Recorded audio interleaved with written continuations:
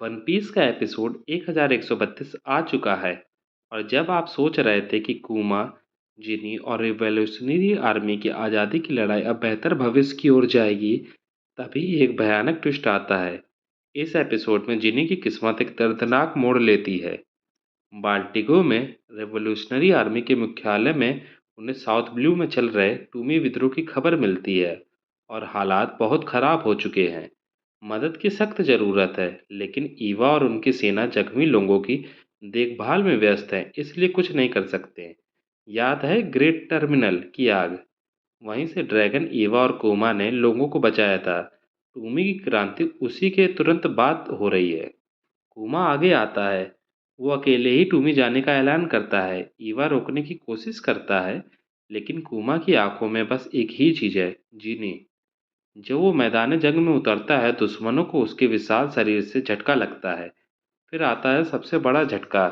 डेंडन मूसी से खबर मिलती है कि जीनी को वर्ल्ड गवर्नमेंट के एक सेलेस्टियल ड्रैगन ने अगवा कर लिया है, उसे जबरन अपनी दुल्हन बनाने के लिए।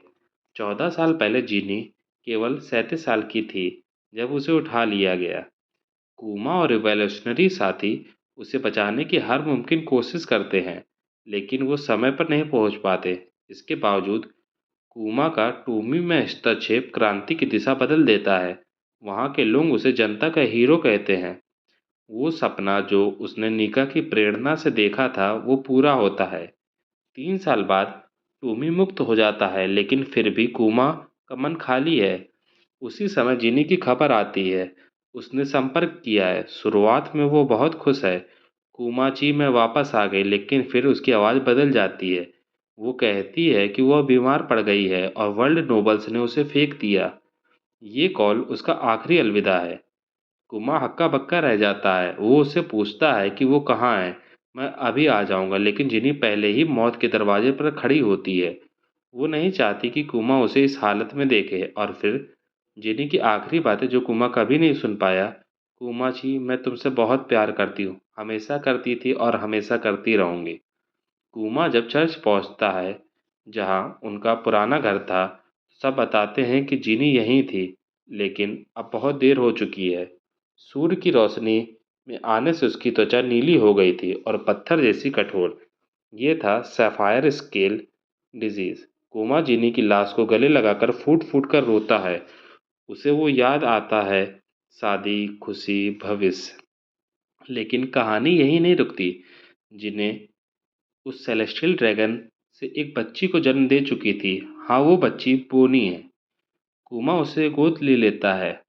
वो कसम खाता है कि वो बोनी को माँ की तरह पाल पोस कर बड़ा करेगा। हालांकि वो जानता है कि बोनी एक सेलेस्टियल ड्रैगन की औलाद है, लेकिन इसमें उसका कोई कसूर नहीं। वो दिन आए जब कुमा पापा बना।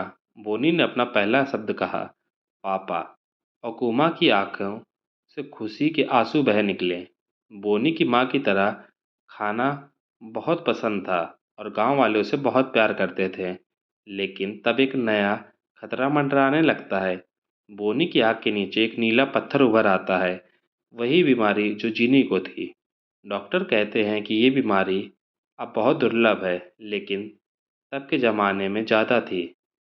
सूरज या चांद की रोशनी से त्वचा पर नीले पत्थर उभर आते हैं और धीरे धीरे ये जानलेवा हो जाते हैं।